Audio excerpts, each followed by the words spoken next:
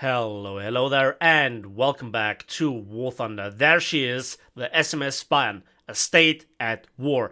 So, in this dev blog, to which you will find the link in the video description down below, as usual, I think we have to discuss quite a lot of things. The TLDR is, this is basically like an early version of the Bismarck, sporting four twin 15-inch gun batteries, a lot of secondaries, extremely strong sturdy armor, even more than the Kaiser or the Scharnhorst, which are outright unkillable artillery wise unless you are firing sap, which kills everything in the game.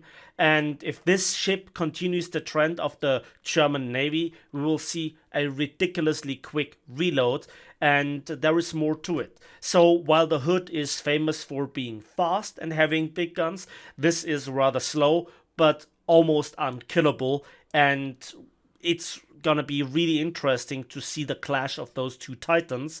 I was a bit too late to make a dev blog update about the HMS Hood, sorry about this, but this ship is really interesting. It was already really fun in World of Warships. Tier 6 in World of Warships is really great, and if this is anything like that, I will absolutely enjoy playing this ship, and you can be sure to see a video and maybe even a ship review about this. Again, if you want to know more about the historical details, I highly recommend the 5-minute guides by Drakinifel. And yeah, this ship was just a few months too late for Jutland. And yeah, 15-inch guns, it's gonna be a pleasure. Not for the stuff at the receiving end though. But it's more than only big guns, as I said, comprehensive armor scheme, and interesting torpedoes.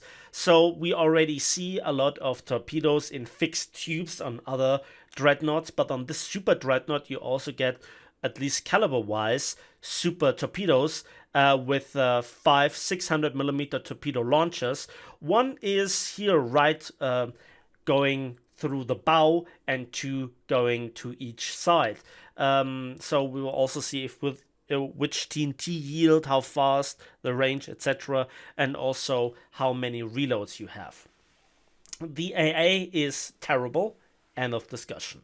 Secondaries, 8 150mm cannons on each side, so that's interesting, and the upper belt is also thicker than on the Kaiser. So this will be interesting. Improved tower decks and barbettes, also up to 350mm, so at range, angled, with 4 turrets, you can just dish out the punishment and stay alive.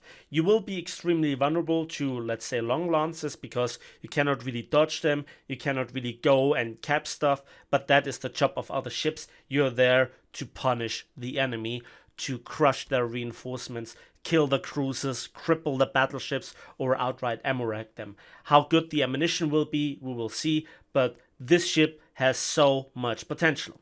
There's just one tiny thing that I might criticize, and that is the fact that the jump of caliber, the biggest the Germans have so far, is only 12 inches. And those guns lack the magic sap of the Russian battleships. So they have not been as popular as they are, or as they were at the start of their introduction.